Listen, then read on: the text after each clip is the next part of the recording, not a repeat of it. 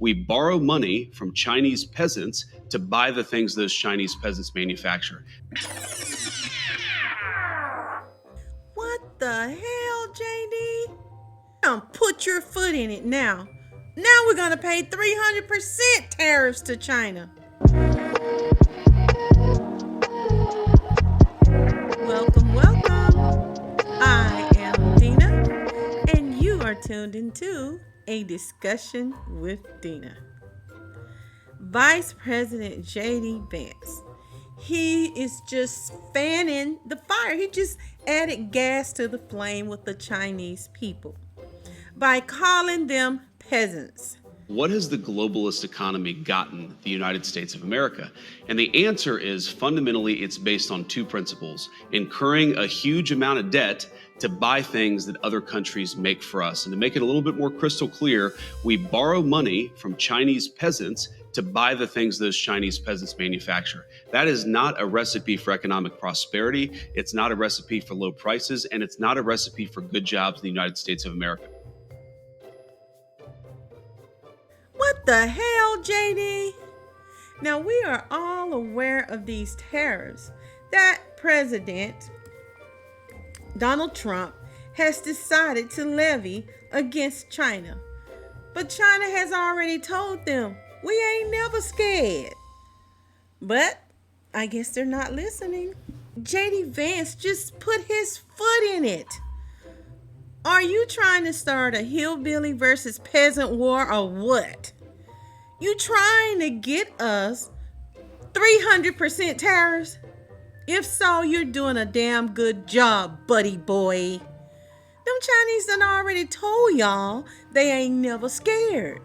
But let's listen to what else they said as a result of Vice President JDVance fanning the fire. 中方对中美经贸关系的立场已经讲得很清楚。听到这位副总统说出这样无知又缺乏礼貌的话，令人诧异。也立场已经讲得很清楚。So what I'm going to do, I'm going to translate for you. Okay? Now, this is what the representative for China said. He's the foreign minister for China. And he said, if the U.S. truly wishes to engage in talks, it should adopt an attitude of equality, mutual respect, and reciprocity. If it persists in disregarding the common interests of both countries and the international community and insists on escalating the trade and tariff conflict, China will, as always, fight to the end, because we ain't never scared.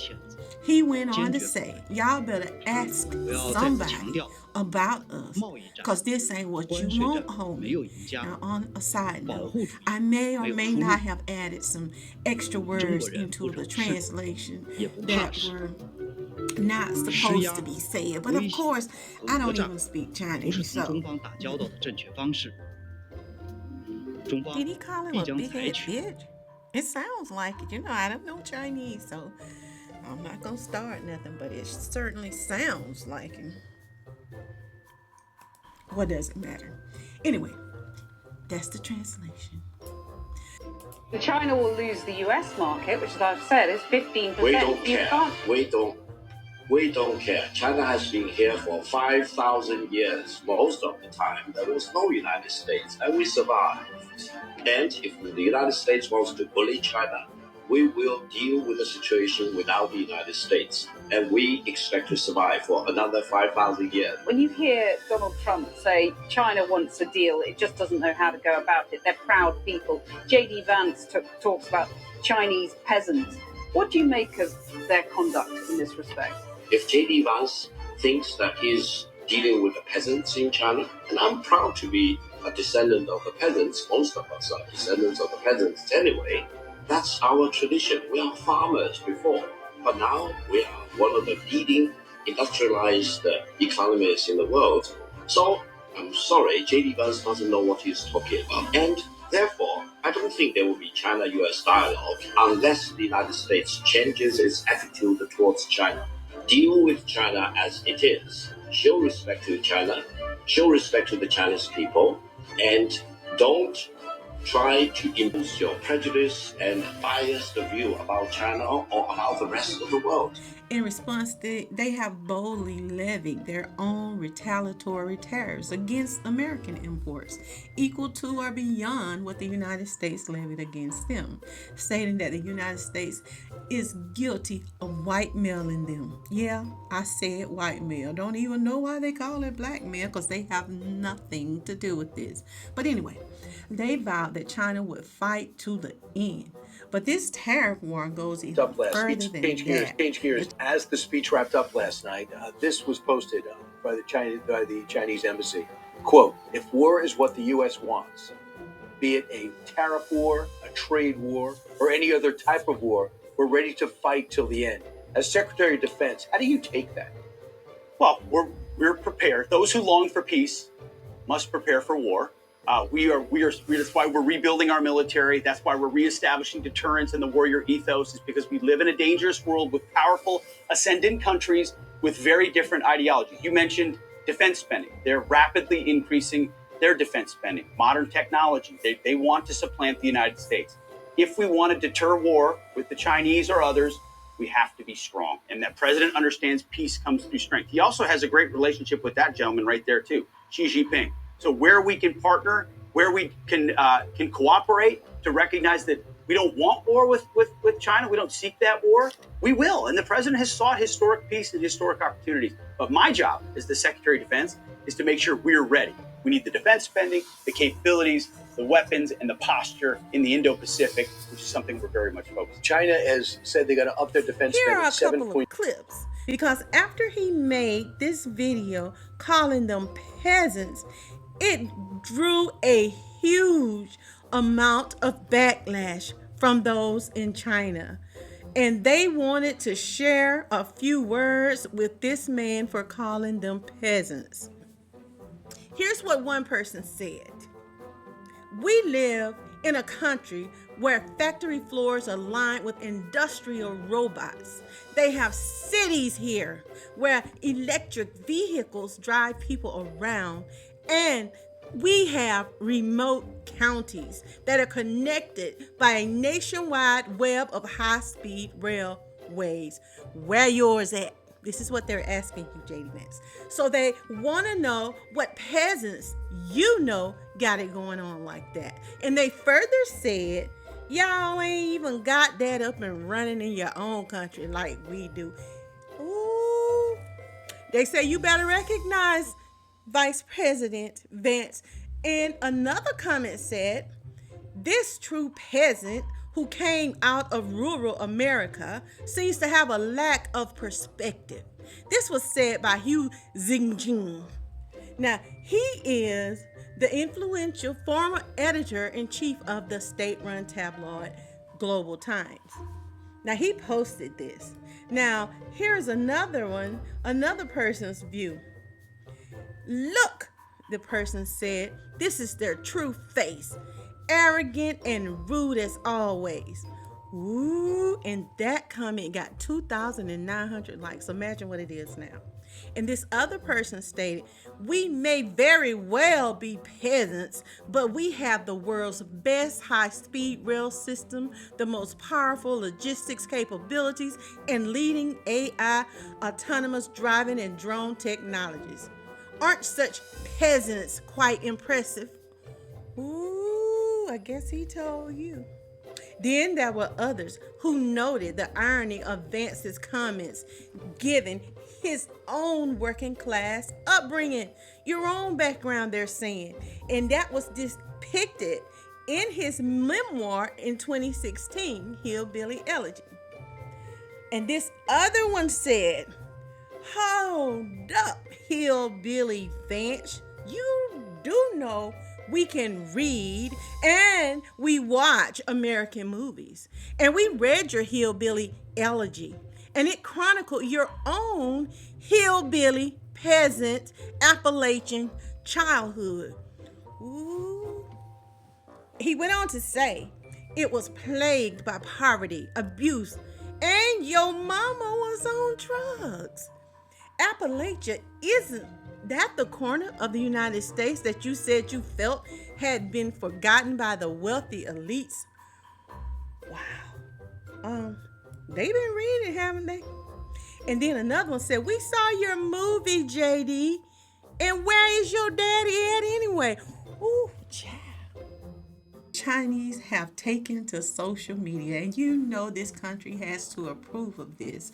If there are people and vendors all over TikTok and X and Facebook with campaigns that is intended to disgrace American companies.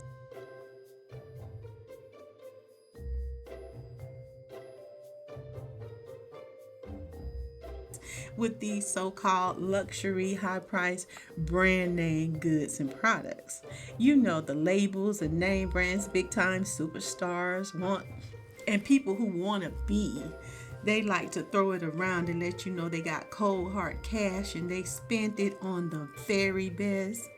Well, this tariff war has gotten so ugly that the Chinese have purposely started a campaign whereby the makers or the vendors of these products are now letting everybody know these are cheap products. They are showing you in videos on TikTok how cheaply made these name brand products that you spend all this money on, that rich people like to tell you they got. And they want you to know that all the people in this country that cherish this stuff, we make it for pennies. And it's supposed to be a sign of wealth, but they're letting you know you can get this directly from us. Forget about the tariffs. Let's do business. This has just become a complete hot mess. And if I own one of those particular brands that they are all over social media letting you know this cost them $250 and you paid $1,000 to get it, I would not do business with them myself because you just revealed something very, very secretive and that other people want to get in on now. But I certainly would not continue to use them. Want to know who really makes Sarah's clothes in China? Let me expose their key suppliers.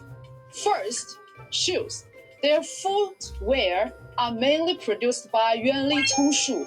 For clothes and jackets, they are most produced by Tongli Clothing. Interestingly, they are also proved a supplier for H&M. Now, you know the truth behind Zara's tag.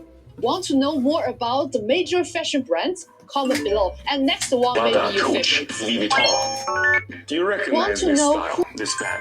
Of course you do. For the past more than 30 years, we have been OEM factory for most of the luxury brands around the world. Gucci, Prada, Coach, Louis Vuitton, you name it. But for this, I am not proud because we were only making our wages. The profit margin for the people who are actually making the bags are very low. What I'm really proud of is that first, we have the best quality control. Two, we have the best craftsmanship. You know, Chinese craftsmen are always intelligent and diligent. Three, we have the most complete supply chain. We always get what we want, like zippers, accessories of any kind, any color, and leathers immediately. Now, as the U.S.A. and its little European brothers are trying to refuse Chinese goods, don't you think luxury brands are not trying to move their OEM out of China? Yes, they did, but they failed because the OEM factories out of China, they don't have good quality control and they don't have as good craftsmanship. Their workers are either too expensive or too lazy. Three, they don't have any supply chain. They always have trouble getting leather or zippers or any accessories. That is why they failed, and that is why we will always be the best OEM factory for luxury brands. Why don't you just contact us and buy from us? You won't believe the prices we give you. For their landscape, Louis Vuitton and Chanel will hate me if I tell you this, revealing the secret behind big brand. Let's go! Hang Long from Singapore, or Boudin Rice for their landscape from France. Tannery Hut, Italian Tannery, Vance, Labri Tecna from Italy. Guess where I found all those secret suppliers? All in APIF Hong Kong. It's only the first day of this exhibition. There's still 2 more days to go. Do you want my laundry parts? Do you want laundry capsule? Do you want laundry bits? One part costs only 5 cents. You can get 20 parts for just $1. To have good quality, with better price. 10 years factory in Guangzhou. If you want to be our agent, please contact me for Green. $10, $10, $10, $10, and $10. Always $10. We have 7 colors. Look, egg card, blue, pink, green, green, black, and coffee. This is warehouse. If you need, please contact me.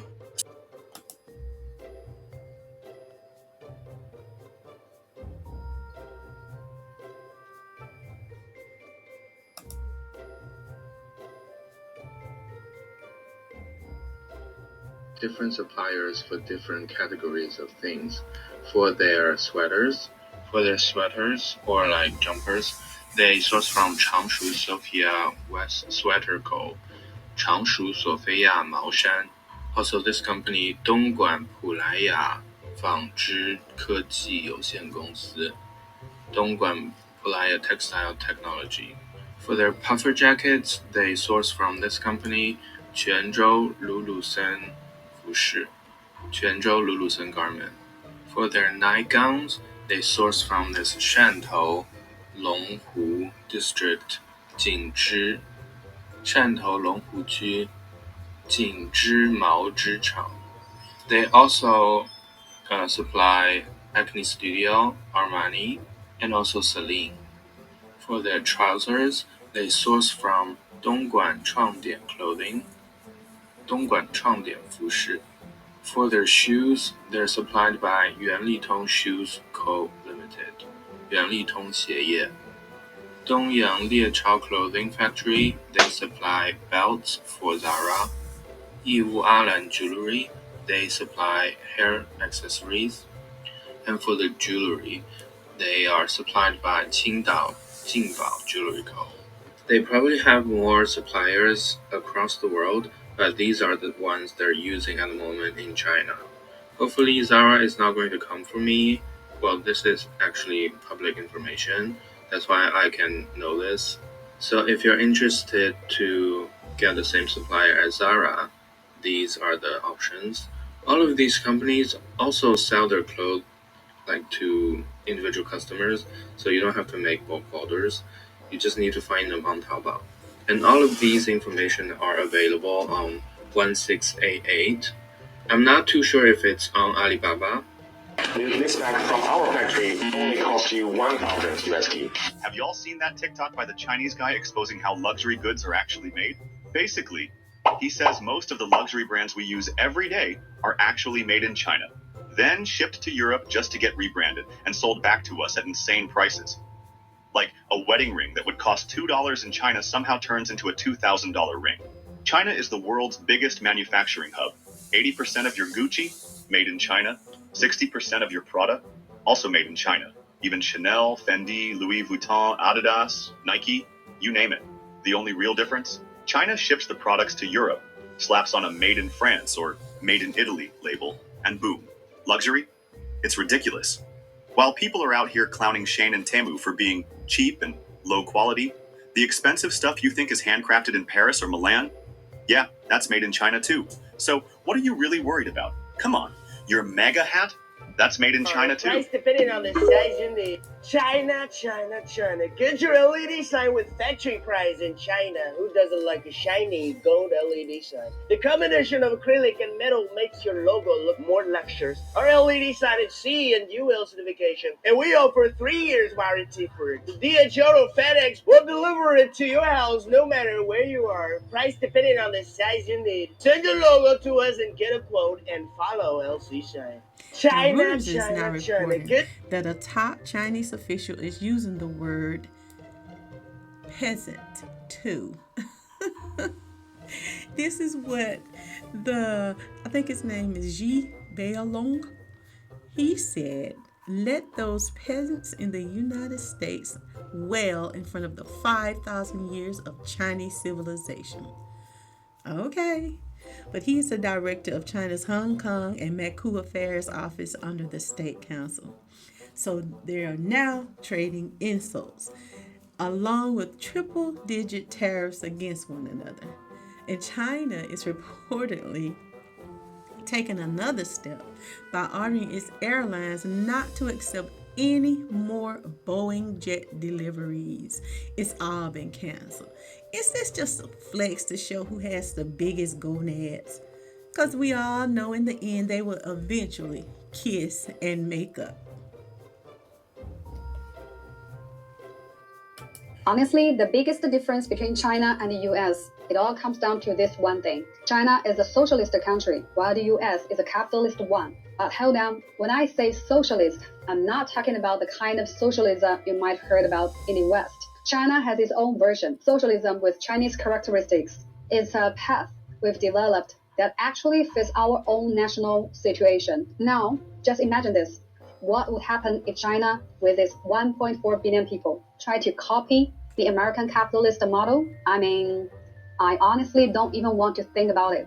We'd end up with a tiny group of super rich elites, while the vast majority would struggle to even put food on the table. Healthcare, education, transportation, everything would be expensive. Ordinary people would be completely left behind. Capitalism, where capital rules and profit is everything. In the US, almost everything revolves around making money. Resources and production are privately owned. Companies exist to maximize profit, period. Yes, there was once a so-called golden age in America, back when one middle-class guy could support a whole family, buy a nice car, own a house, but that didn't last long. Why? Because capitalists wanted more profit, so they started outsourcing jobs, cutting public benefits, slashing healthcare coverage.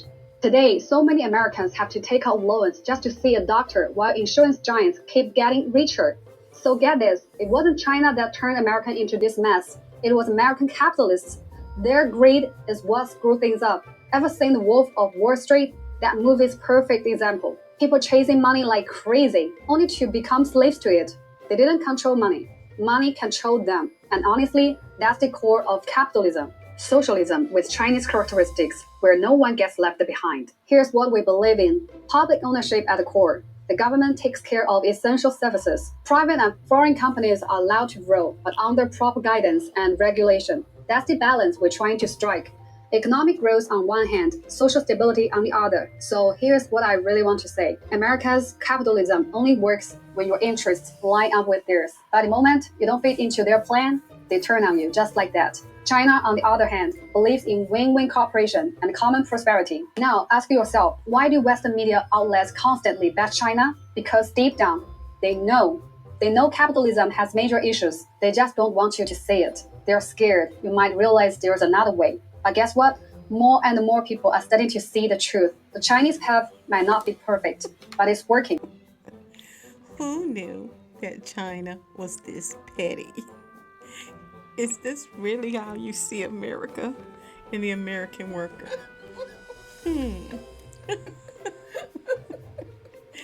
Oh my goodness. You just gotta laugh. This is the pettiness to the extreme.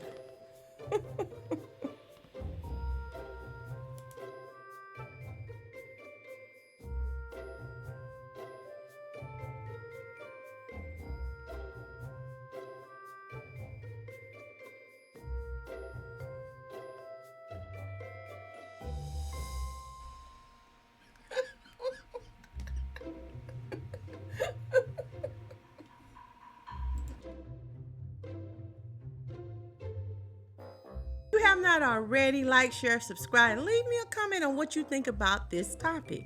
I want to thank you for listening, and I invite you to join me next time for another discussion with Dena. Ta-ta! This concludes your daily discussions with Dena. Join us Monday through Friday at 12:30 p.m. Like, share, subscribe, and leave a comment.